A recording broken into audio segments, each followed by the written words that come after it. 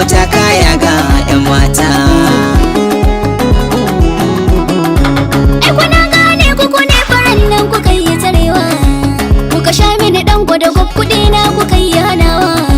Wata dan sandan nan Allah da sai fa kun tserewa, to dan haka ni ma yau ba ni ba ku taka ya ga. Ki share batun wannan ai da shi muke jonewa, mun je jangul ma ai da shi muke takewa. Ki daina ganin wannan araji dan yana tsotsawa, to ki bar maganar dan sanda ki ba mu taka ya ga 'yan mata. Mai taka ya ga zaki ba mu taka ya ga 'yan mata. Ni sai kun bani kuɗi zani ba ku taka ya ga, dan na gane wayon ku kullum kuke nunawa.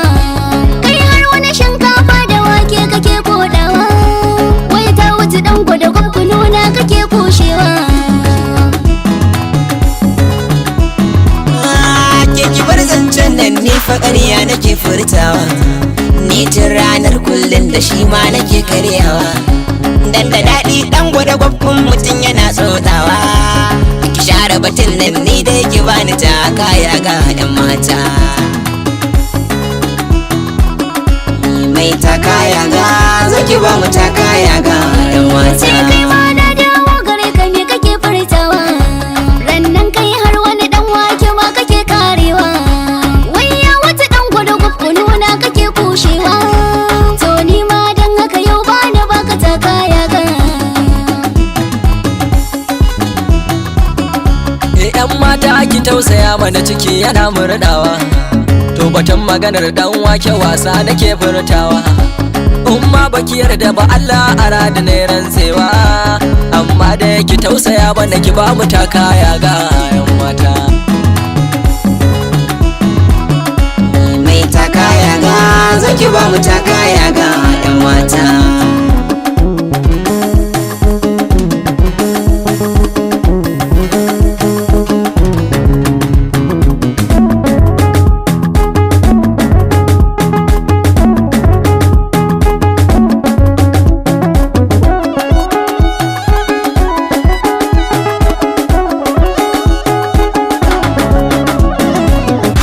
Mai taka ya ga zaki ba mu taka ya ga 'yan mata.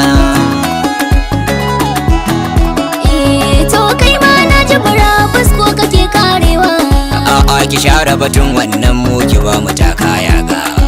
to kai kuma na ji batun ka kosai kake tsayabawa. Dan Allah ki haƙure mu ki ba mu taka ya ga 'yan mata. To shikenan ba komai halin ku ku gyarawa, to ku zo shikenan ne da ku mun shiryawa. To ku zo ga ta kaya ga na ba ku ku tsaunawa. Amma mun gode Allah ilahu ya sakawa 'yan mata.